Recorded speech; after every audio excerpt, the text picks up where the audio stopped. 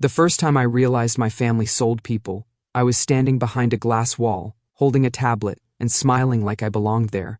The council chamber was all angles and reflections, polished black floor, a ceiling like frozen smoke, walls made entirely of glass. From up here, the city lay beneath us in perfect order, a grid of light and movement, like a board designed for creatures who believed everything could be controlled. I had been raised for rooms like this, straight back, neutral scent, soft steps, no wasted gestures. My job was to become part of the furniture, to exist just enough to serve and never enough to matter. I moved along the inner wall, distributing digital pads, murmuring schedules, adjusting lighting levels.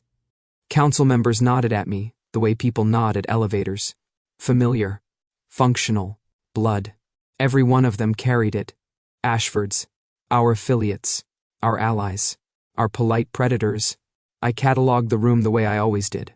Emotional pressure, scent shifts, micro-expressions. A beta's survival toolkit. There was confidence here. Hunger, old power. The faint metallic trace of contract so entrenched they'd become instinct. Then the temperature changed. Not literally, socially. The doors slid open without announcement. He didn't fill the room. He altered it. Andreas Keller walked in with the unhurried control of someone who had once been powerless and had decided that would never happen again. Dark suit, no visible insignia, hair pulled back at the nape, exposing the line of his throat. His gaze moved first, not his body, assessing distances, exits, people. Alpha, obviously, but not the decorative kind. His scent reached me seconds later. Not dominance, not performance. Something sharper, cleaner, like survival. Mr. Keller, Chairman Ashford said, rising. My uncle. Welcome. Chairman. Andreas inclined his head, polite to the exact degree required. Nothing more. His mouth curved faintly. Your building still smells like ambition and burnt coffee. Impressive consistency. A few council members chuckled. I watched shoulders ease, watched power recalibrate itself. I stepped closer to the table, fingers poised above my tablet, ready to record. My reflection stared back at me from the glass wall. Dark suit, neutral expression, eyes trained slightly downward. The perfect background element. Negotiations began the way they always did. Percentages, holdings, restructuring opportunities. Andreas spoke little, but when he did, people leaned in. His humor was dry, surgical. He didn't flatter. He observed. And of course, Councillor Myrick said, folding her hands, our legacy lines remain stable.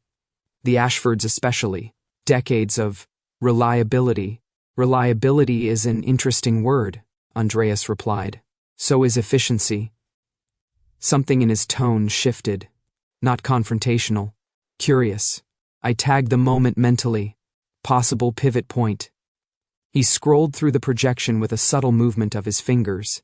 Names, charts, genealogical structures disguised as corporate flow. The Ashford line, he said lightly, is becoming inefficient. I didn't drop the tablet. That was the miracle. Heat bloomed under my skin, fast and wrong, like a chemical spill. My mouth went dry. For half a second I couldn't smell anything at all. Not the coffee, not the polished wood, not the layered signatures of the council. Not even myself. I knew every operational term in this building. Inefficient did not apply to bloodlines. I lifted my gaze before I could stop myself. And Andreas Keller was already looking at me. Not past me. Not through me. At me.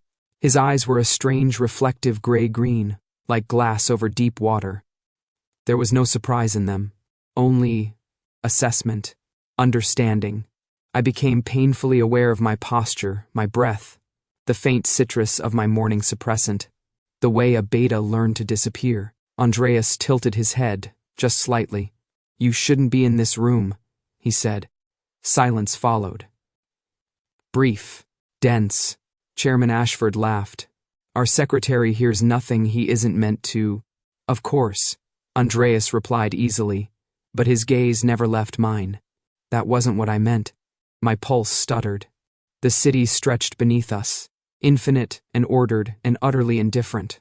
In that moment, standing between blood and glass, I understood something without yet having the words for it. It wasn't that I wasn't supposed to hear. It was that I wasn't supposed to exist.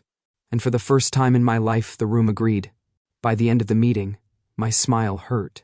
It stayed on my face as I escorted council members out. It stayed while I synced notes, while I accepted compliments for my efficiency, while I bowed my head to Andreas Keller and told him his transport was ready. It stayed until the elevator doors closed. Then my hands started shaking. I waited until I was alone in the archival corridor before I let myself breathe. The air down here was colder, filtered through old servers and sealed rooms. It smelled like dust, metal, and memory. The perfect place to look for things no one wanted found. I accessed the central archive under the justification of contract verification. No one questioned it. They never did. I was the person who made the system run. The system didn't imagine I would ever want to see its bones. Names scrolled past in pale light. Corporate entities. Subsidiaries. Long-dead shell companies. Then genealogical clusters. Bloodlines mapped like ownership trees. I typed in Ashford. The system hesitated. Then it opened. At first, nothing looked wrong. Holdings. Trusts. Internal transfers of shares and voting rights. The careful math of dynasties pretending to be businesses. I narrowed the parameters. Private pools. Long-term collateral. Biological classification. The screen reorganized itself. And suddenly the language changed. Transfer. Reassignment. Restructuring. Biological assets. My fingers went cold. I opened the first file. Then another. Then 5 more. Ashford names began to repeat. Not on boards. Not in leadership. In footnotes. Subclauses. Marginal records attached to debt pools that had no physical properties listed. People without departments. People without titles. People without futures. I cross-referenced dates. Every time an inefficient cousin had moved abroad. Every time a distant uncle had retired early. Every time a branch of the family tree had simply ended. The contracts didn't say sold. They said leveraged. They didn't say people. They said assets. My knees brushed the edge of the desk as they weakened. I steadied myself with one hand, palm flat against the cold surface. My own name appeared in the upper genealogy tier. Clean. Unmarked. For now. The urge to delete it was sudden and visceral. To wipe myself out of every system. To become untraceable. Unownable. I closed the files. Then I opened them again. I don't know how long I stood there, scrolling through the record of my family converting blood into solvency. I only knew my hands were numb, my mouth dry, my reflection in the darkened screen unfamiliar. "You're very good at pretending to work," a voice said behind me. It almost fooled me. I turned too fast. Andreas Keller leaned against the doorframe, arms folded, jacket open, his presence quiet in a way that suggested choice rather than lack of power. "I'm doing my job," I said. "Of course." His eyes flicked to the still glowing screen. "So am I." We regarded each other with the professional civility of 2 men trained to hide knives inside grammar. "You came to observe our systems," I said. "That's what the syndicate requested." "I came to understand them," he corrected. "Observation implies distance." "And what do you understand so far?" I asked. A corner of his mouth lifted. "That you don't look like someone who sleeps well." I stiffened. "And you," I said carefully, "don't look like someone who buys what he's shown." His gaze sharpened. Something like interest moved there. Or warning. "Careful, Mr. Ashford," he said lightly. "It's easy to confuse curiosity with complicity." "And it's easy," I replied, "to mistake access for innocence." For a moment, something almost like laughter breathed between us. Then Andreas straightened. "Tell me," he said, "do you know how many people disappear inside efficient systems?" "No," I said. He studied me. "I thought not." He left without another word. I went home an hour later, to a house that smelled of citrus oil and old wood. My mother was making tea. My aunt sat at the counter reading market updates. My cousin waved from the living room. Warm. Familiar. Perfectly arranged. Long day? My mother asked gently. Yes, I said. She smiled. You work too hard. I watched her hands as she poured. Steady, careful, loving. And all I could think was how precisely everything in this house was placed, like inventory, like nothing here was ever allowed to be extra. I lifted the cup. It smelled like chamomile and metal. The next morning, Andreas Keller requested a full internal tour, not of our public floors, not the polished negotiation levels meant for investors and visiting alphas, the internal ones. Operational, human, the kind of request no one refused and no one liked. By 9:30, I was walking half a step behind him through corridors most people in the building pretended didn't exist. The air changed the deeper we went. Less perfume, more disinfectant, less ambition, more compliance. These levels coordinate contract execution, I explained automatically. Logistics, behavioral compliance, debt integration. I know what they're supposed to do, Andreas said. I'm interested in what they actually do. We passed an open office where a dozen people worked in absolute silence. No music, no conversation, eyes fixed on data streams that pulsed like heart monitors. They didn't look up. They didn't smell curious. They smelled managed. I started noticing things I had trained myself not to. Thin metallic traces under citrus and coffee, suppressants layered too carefully, heartbeats too even, contract markers. They were everywhere. On wrists, at the base of throats, behind ears. Faint, regulatory, easy to miss if you didn't know what to feel for. I did, because my family had trained me to. We entered a vertical transit lift reserved for classified staff movement. The doors slid shut. The space was narrow, mirrored on 3 sides. My reflection looked like it always had. And yet, suddenly, it felt like branding. Tell me something, Cole, Andreas said. It was the first time he'd used my name. How many people disappeared from your family? The question hit without raising its voice. I kept my gaze forward. Families grow apart. That isn't unusual. And when they do, he continued calmly, do they usually leave ownership records behind? My jaw tightened. You're implying things that don't concern you. I'm implying, he said, that systems don't erase people. They reassign them. The lift slowed. A soft chime. The doors opened onto a floor dedicated to human compliance. The title on the wall was a euphemism in brushed steel. Inside, rows of glass-partitioned offices spread like cells. People worked inside them with perfect posture, perfect rhythm, fingers moving, heads tilted, smiles attached at precise social intervals. Smiles, I realized, that never reached their scent. They were the kind you learned, the kind that prevented questions. The asset that smiles is the one that doesn't need sedation, Andreas said quietly. I looked at him before I could stop myself. What? I asked. Do you know what inefficient means here? He asked instead. I did. It meant surplus. It meant unbonded. It meant no longer profitable to maintain. It means restructuring, I said. It means disposal, he replied. We walked past a woman who looked no older than 20. She stood as we passed, bowing her head respectfully. Her scent was muted, not submissive. Hollow. I felt something twist, sharp and ugly, low in my chest. We entered a small conference room. The door closed behind us, sealing off the soft hum of machinery and people pretending not to be people. For the first time since I'd met him, Andreas looked directly at my throat, at my wrists, at the clean lines of my suit. You move like someone who's never been owned, he said. I swallowed.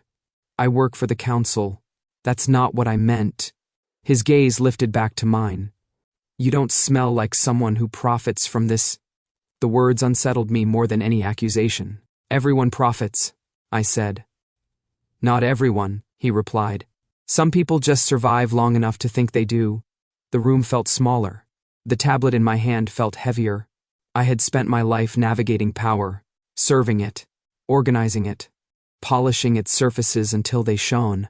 And yet, walking beside him through the internal skeleton of my own world, I felt something new settle into my bones.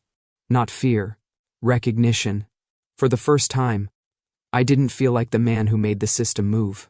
I felt like something inside it, cataloged, maintained, smiling, and, possibly, for the first time in my life, inefficient.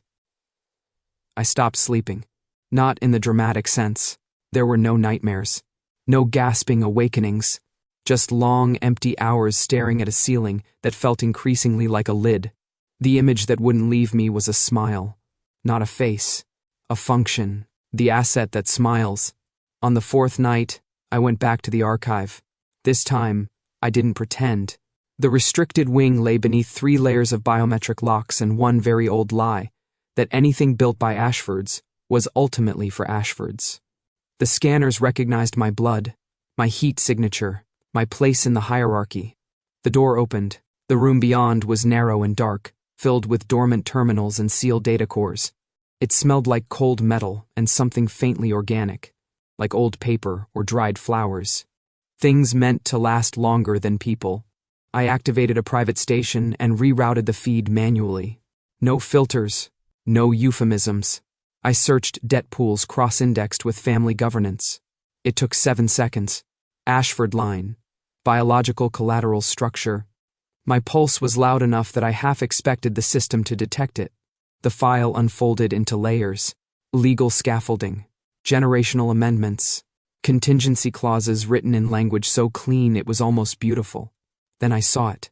A subclause buried beneath 3 corporate shields and 1 ceremonial trust. In the event of diminishing strategic yield, select branches of the Ashford line may undergo restructuring to preserve collective viability. Restructuring. I expanded the definition.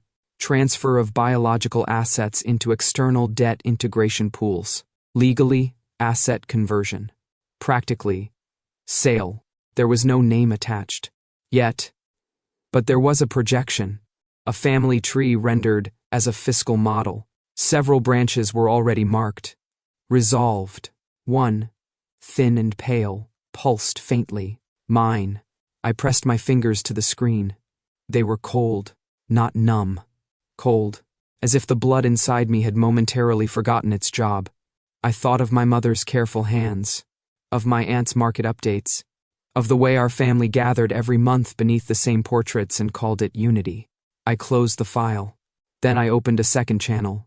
Council-level authorization logs. The Ashfords had signed the founding contracts. They hadn't simply participated in the system. They had architected it. I left the archive without deleting anything. I wanted it to exist. I went upstairs to the council level, to the office where our family decisions were framed and praised. Chairman Ashford's door was open. My uncle looked up from his desk, smiling. "Cole, you're here late. I need to ask something," I said. He gestured to the chair. Of course. I remained standing.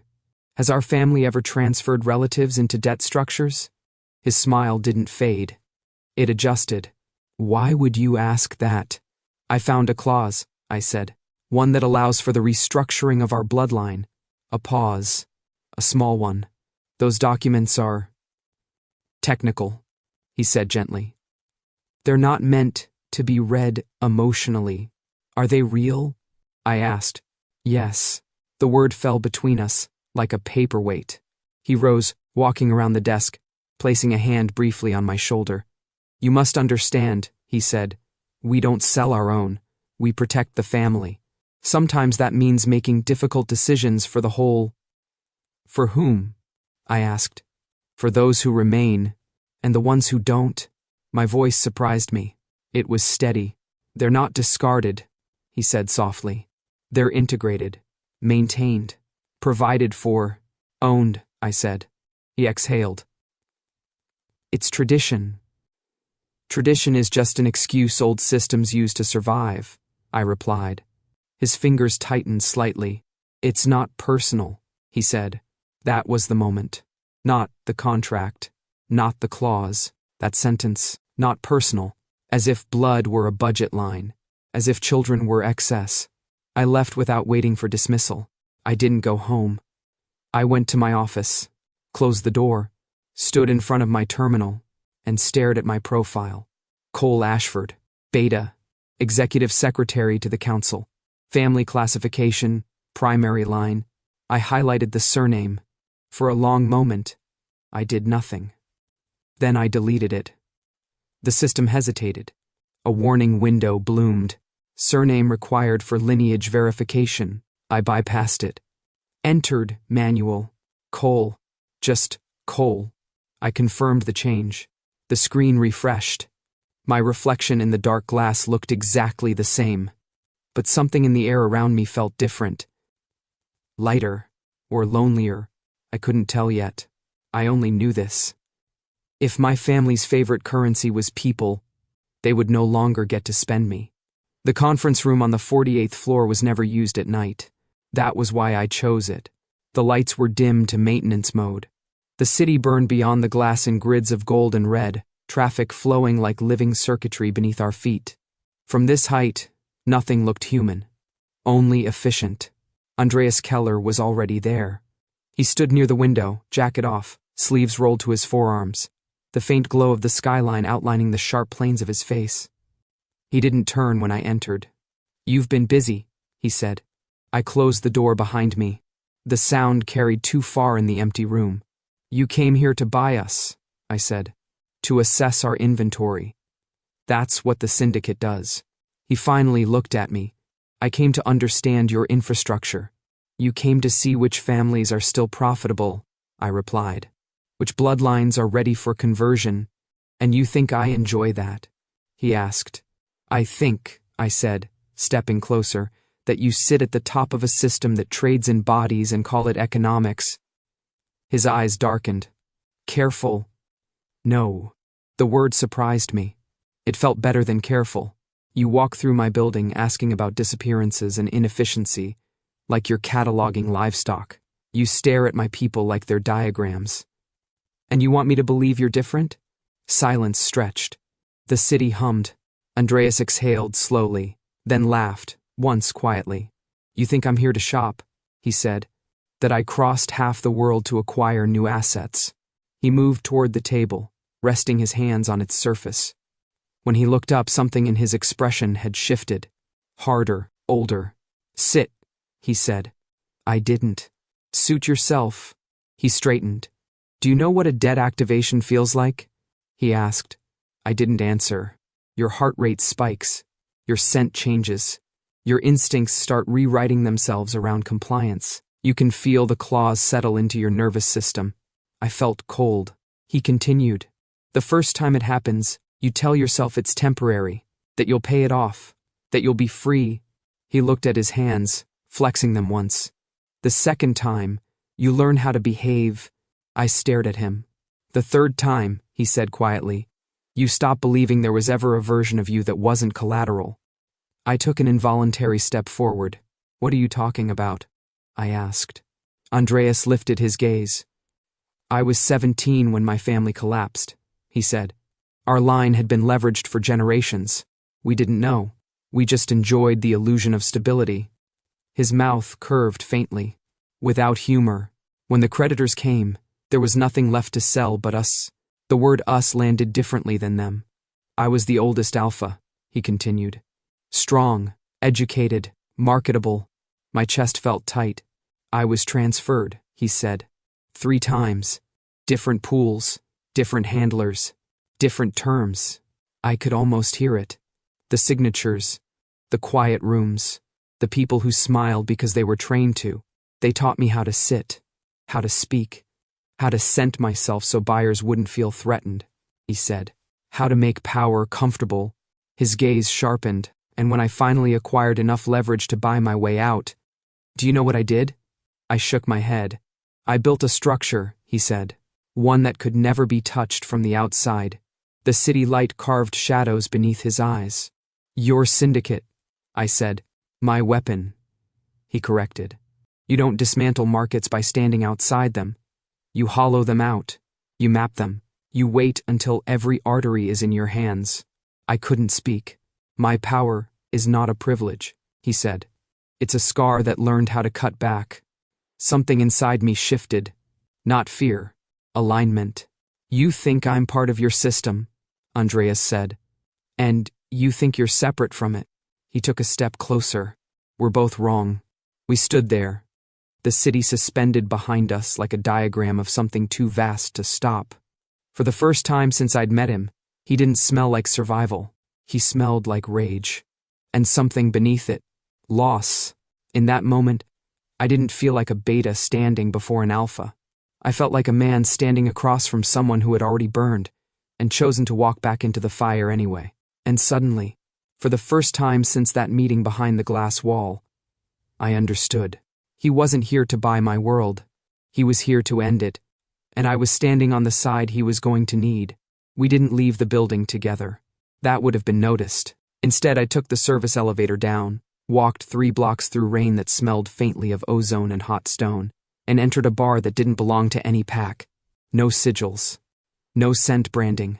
No hierarchy coded into the lighting. Just low music, dark wood, and people who came here to be off record. Andreas was already there, seated in the far corner, a glass of something amber untouched in front of him. I sat across from him without greeting. For a moment, neither of us spoke. Then he slid a small data chip across the table. Every debt pool my syndicate has touched in the last 6 years, he said. Shells, subshells, obscured ownership, behavioral compliance networks. I didn't reach for it. This isn't leverage, I said. This is evidence. Yes, evidence. For what? For a collapse, he replied calmly. I studied his face. No performance, no provocation. Your public posture is consolidation, I said. You're absorbing markets, centralizing power. Because fragmented markets hide better, he said. Every acquisition narrows the fog. And when you have it all? I asked. Then the system becomes visible. The bartender passed without looking at us. The air smelled like citrus rind and smoke. I've spent years building secure channels, Andreas continued. Placing people, funding quiet investigations, buying out administrators before they realize they're being bought. For what end? I asked. For the day when the market can no longer deny its own anatomy. I finally took the chip. It was warm from his hand. Media disclosures, he said. Legal backdoors. Parallel audit teams in 3 countries. Former assets who are ready to testify. Financial trails. No counsel can sanitize. You're planning to burn everything, I said. Yes. And yourself with it. He didn't deny it. If the market falls, he said, every syndicate attached to it fractures. Every alpha who built power through debt loses legitimacy. Every family who traded blood for influence is exposed. I thought of my uncle's office, of the clause, of my name pulsing faintly in a predictive model. You need access, I said. Yes, you need counsel credentials. You need internal archives that haven't been mirrored. Yes. And you need someone who can move through the system without being flagged as hostile. He met my eyes. I need you. The words didn't feel like a trap. They felt like a door. What happens to me when this detonates? I asked. He was quiet for a moment. Your family will disown you, he said. Your professional identity will collapse. You will be audited, isolated, and likely targeted. You will lose every protection that comes with belonging to a powerful line. The car ride that followed was silent. He drove. I watched the city bleed past the windows. My phone vibrated once. A family message thread. A reminder about a monthly dinner. The scent memory of chamomile and metal rose uninvited. You're asking me to betray my bloodline, I said. I'm asking you to decide whether it owns you. The car stopped at a red light. Our reflections hovered in the windshield like overlapping ghosts. You once said, not everyone profits, I said quietly. Some people just survive long enough to think they do. His jaw tightened. This will cost you, he said. I know. And you still want in? I closed my eyes, not because I was afraid, because the first wasn't. Because for the first time since I deleted my surname, the emptiness in my chest felt like space instead of loss. Yes, I said. The word didn't taste like loyalty. It tasted like choice. And somewhere deep in the system I had served all my life, something unaccounted for shifted. and started to burn. If betrayal had a smell, I learned, it would be clean, filtered, almost comforting, the kind of air pumped through sealed rooms and private servers, through corridors where nothing organic was supposed to linger. I learned how to reroute archive mirrors without triggering alerts, how to insert latency into audit loops, how to replace one name with another inside debt chain indexes so that entire ownership trees quietly slid. On paper, nothing changed. In practice, everything did. I worked my normal hours, attended the same meetings, stood behind the same chairs, poured the same coffee, and in the spaces between, bathroom breaks, server refresh windows, the 3 minutes before council calls, I dismantled the invisible scaffolding of my family's power. Transfer chains, restructuring paths, generational pools. I didn't delete them. I copied them. Every signature, every activation code, every biological classification embedded in fiscal language. I sent them through channels Andreas had built years before he ever stepped into our building. Cold storage, encrypted dead drops, parallel archives that didn't exist in any jurisdiction that mattered. Every file left me lighter and heavier. My family noticed first, not in words, in proximity. My mother lingered when she visited the building. My aunt's messages grew more frequent, casual, unconcerned. How are you sleeping? You look thinner. Work isn't too much, is it? I started smelling monitoring in their perfumes. Subtle, but real. The council followed. Small shifts in agenda. Closed-door conversations that stopped when I entered. Requests for reports that didn't exist. Questions I wasn't meant to answer correctly. I learned to answer them anyway. Andreas covered where I couldn't. He disrupted acquisition schedules, created decoy negotiations, drew attention toward peripheral syndicates while I hollowed out the core. Sometimes he'd intercept audit requests before they reached me. Sometimes I'd reroute them before he had to. We became a moving blind spot. The spaces between official processes. We met late, on maintenance floors, in cars parked where city cameras didn't bother turning, in quiet cafes that served coffee strong enough to kill scent. He started bringing terrible pastries. These are not food, I told him one night, staring at a pale square of something that might once have been bread. They are technically edible, he replied, and they offend everyone equally. That makes them safe. I took a bite, regretted it instantly. You're doing this on purpose, I said.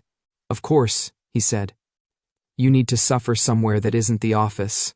Sometimes our conversations were strategy. Sometimes they were history. Sometimes neither. What would you have done, I asked once, if your family hadn't collapsed? Andreas considered. Probably become the kind of alpha I now dismantle, he said. I huffed softly. Comforting. Honest, he corrected. We shared silence after that. Not tense. Occupied. There were moments, small ones, that surprised me. The way he handed me my coffee without asking. The way I automatically shifted closer when he lowered his voice. The way the air between us no longer smelled like survival. One night, after a 12-hour cascade of data transfers, I sat on the floor of the server room with my back against a cooling unit, head tipped back, eyes closed. I used to think efficiency was a virtue, I murmured. And now? Andreas asked. And now I think it's how systems teach people to disappear. He was quiet. Then, you haven't disappeared. The words settled strangely in my chest. In meetings, I watched council members speak about debt realignments and optimization models. I watched my family smile across long tables and call it unity. And for the first time in my life, I understood something with absolute clarity. I was not sitting inside their structure. I was moving through it. And every quiet file I copied, every chain I exposed, every mechanism I unthreaded, was proof. I wasn't an asset. I was a choice in motion. And the system could feel it. They didn't arrest me. They invited me. The message came through official channels, stamped with council priority and framed in courtesy. Attendance required. Internal compliance review. No explanation. No accusation. That was how power prepared its knives. The council chamber looked the same as it always had. Glass. Height. The city laid out beneath us, like a promise no one intended to keep. My family was already seated when I entered. My uncle avoided my eyes. My aunt gave me a smile too practiced to mean comfort. My mother didn't look at me at all.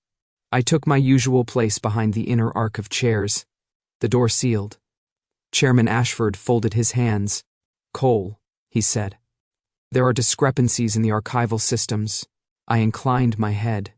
"I oversee documentation integrity, and we've appreciated that," he replied. "However, multiple secured pools have been mirrored without authorization, a screen activated, ownership chains, contract frameworks, biological collateral structures. My work, not all of it, enough. Such actions constitute a breach of fiduciary loyalty," Counselor Myrick said. "And of family trust." The words slid easily into place. I felt it before I saw it. A faint, wrong pressure beneath my skin, like a static field blooming inside my veins. Chairman Ashford exhaled. "With regret," he said, "we are forced to initiate a contingency safeguard." The room's temperature shifted. Not physically, socially. I smelled it. Activation. My breath caught. The pressure sharpened. Not pain. Alignment. The kind of internal adjustment I had seen in others. The way posture corrected itself. The way instinct narrowed. The way the body learned a new perimeter. My hands trembled. "What are you doing?" I asked. My uncle's voice was gentle. "Protecting the family." My mother finally looked up. Her eyes were wet. "I'm sorry," she whispered. And in that moment, the last illusion fell away. They weren't choosing the system. They were the system. The air in the room thickened with controlled sense. Compliance. Containment. I felt my heartbeat stutter. Then, steady. Wrongly steady. "Effective immediately," Chairman Ashford said. "Cole Ash. Cole will be reassigned. Under external fiduciary oversight pending further evaluation, reassigned. Not removed. Not expelled. Converted." I was no longer behind the chairs. I was on the table. The doors slid open. Cameras waited outside. A press conference already assembling in the media hall. Too fast. Too clean. They had planned this. As they escorted me forward, the pressure inside my body intensified, mapping responses where fear should have been. I moved because the system wanted me to move. I hated how easy it was. We emerged into light. Microphones. Corporate seals. Pack banners hanging like holy symbols. Chairman Ashford stepped to the podium. "Today," he began, "the council announces a strategic restructuring in response to—" "Before you do that," a voice cut in, calm and amplified, "I'd like to clarify the nature of the structure you're so carefully preserving." The crowd shifted. Andreas Keller stepped into view from the side entrance, flanked not by council security, but by independent legal representatives. Media drones pivoted. The room breathed in. "I am Andreas Keller," he said, "International Syndicate Executive, and formerly, legally, biologically, contractually, a debt asset." A murmur surged. "I was transferred," he continued, 3 times, across jurisdictions, under clauses identical to the ones this council now activates." He lifted a data slate. "Everything I am about to release is authenticated. Ownership trees, asset conversion pools, behavioral compliance frameworks, including those administered by the Ashford Council." Screens behind him ignited. Chains of data flooded into public space. Names, families, contracts, the architecture of a market built on blood. "I built my syndicate," Andreas said, "to map this system from the inside. And today, it becomes visible." He turned his head slightly, not to the council, to me. "Cole is not an anomaly," he said. "He is what happens when a system finally miscalculates the human variable." The pressure inside my body faltered. Just for a second, enough to breathe. Sirens began. Legal seals flashed. Council members shouted. The crowd fractured into sound. And in the center of it all, I stood between banners and screens and a life that had just publicly burned. I wasn't their secretary anymore. I wasn't their family. I wasn't even entirely myself.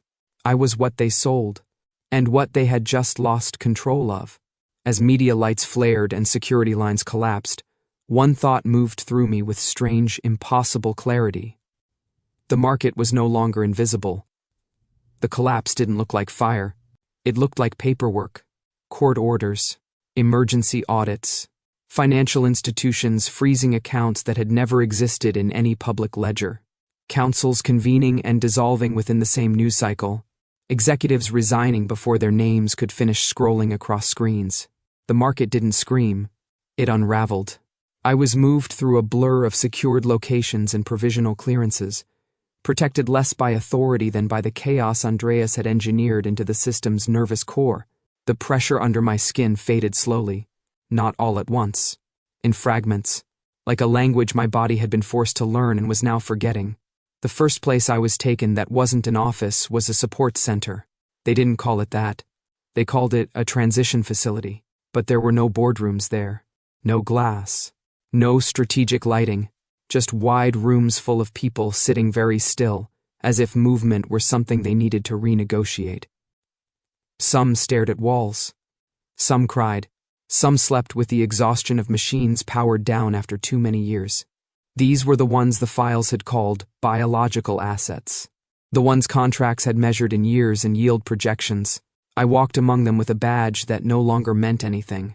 A woman with silver-threaded hair sat near a window, hands folded in her lap. Her scent was thin, almost absent, as if her body still expected to be told what it was allowed to be. "They say we're free," she murmured when I stopped beside her. "Yes," I said. She nodded. "Once. I don't know what to do with that." Neither did I. In another room, a young man laughed too loudly at nothing, his scent jumping erratically as if his instincts were still searching for a command hierarchy. In a third, two people simply held hands. No words, just proof of presence. I spent days moving between temporary legal offices and secured investigation hubs. Every hour brought new names, new families, new institutions revealed as blood markets with different branding, universities, medical conglomerates, financial trusts. My family's crest appeared often, but it was never alone. It was threaded into networks that spanned continents. We hadn't built the system. We had been one of its architects, one of many. I watched analysts trace contract migrations the way doctors mapped disease. This wasn't corruption. It was an economy. I sat in a closed office one night, lights low, the city reduced to a smear of distant color, as Andreas briefed an international task group through 3 secure channels at once. "We're seeing mass destabilization," one voice said. "Entire collateral frameworks are failing." "They were never frameworks," Andreas replied. "They were cages." When the calls ended, he leaned back, exhaustion finally visible in the lines of his face. "They're asking how many more structures are hidden," I said. "And?" he asked. I thought of the support center, of the woman who didn't know what to do with freedom.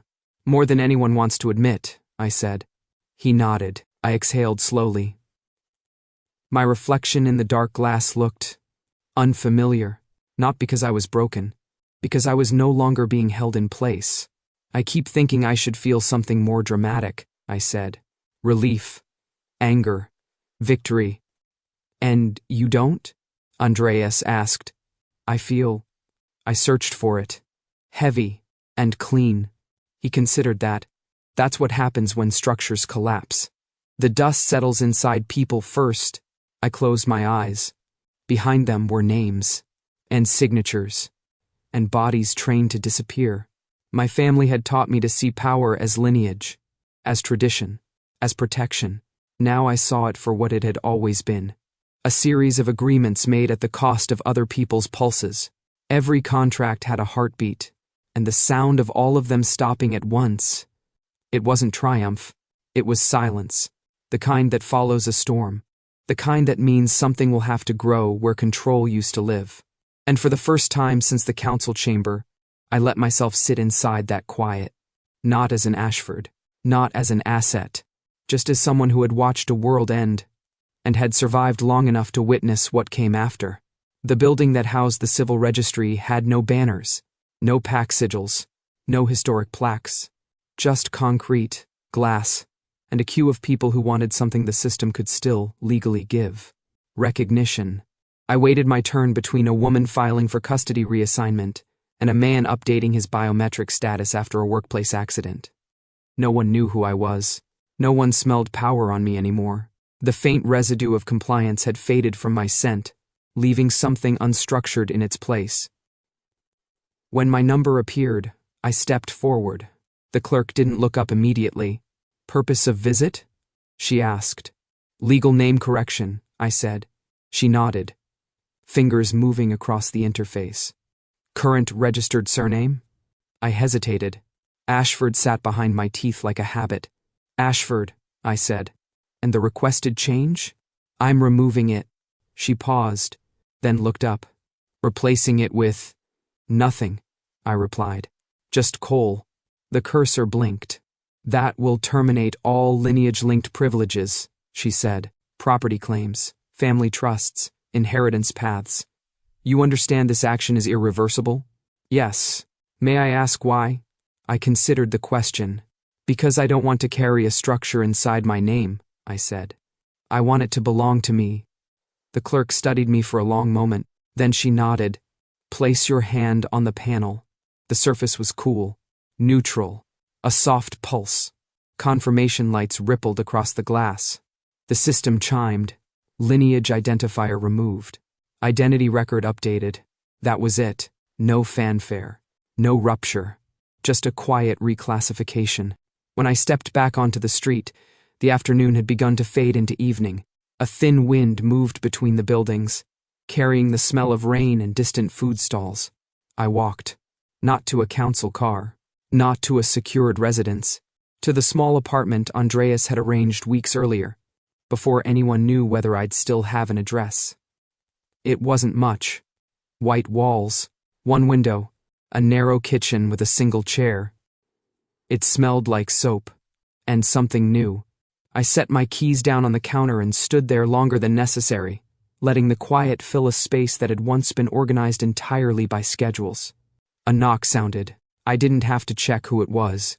Andreas leaned against the doorframe when I opened it, coat draped over one arm, hair loosened from its usual restraint. He didn't look like an alpha. He looked like a man who had been awake too long. "It's done," I said. He searched my face. "How does it feel?" I thought. "Like standing after a long train ride," I said. "The ground keeps moving even when it isn't." He gave a faint huff of breath. I stepped aside. "Come in." He did. We didn't talk about evidence, or markets, or legal projections. We sat on the narrow couch, shoulders not quite touching, city light slipping in through the window like a suggestion rather than an intrusion. "I used to think names were armor," Andreas said quietly, "that if you shaped them correctly, they could protect what was underneath. And now?" I asked. "And now I think they're maps," he replied. "And sometimes you have to stop following them to find out where you are." Silence settled between us. Not charged, not empty. Simply there. For the first time since I'd known him, there was nothing he needed from me. No access, no credentials, no leverage, and for the first time since I'd known myself, there was nothing my bloodline could take. I leaned back, eyes closing. "I'm not an Ashford anymore," I said. Andreas's voice was low. "No," he agreed. "You're not—" I opened my eyes. "I'm just Cole." He looked at me then. Really looked. And for the first time there was no system in the space between us. Only two people. And quiet. And whatever came next. The office wasn't finished. Exposed wiring traced the ceiling like a nervous system. Half the walls were still bare concrete. The sign on the door was printed paper, taped crookedly, the ink already smudging in the humidity. But people were there. That was the difference. Not analysts, not consultants. People. Some worked quietly at borrowed terminals. Some spoke in low clusters over scattered documents. Some just sat, staring at screens as if waiting for them to argue back. This was the temporary operations hub Andreas had assembled in the wake of the collapse.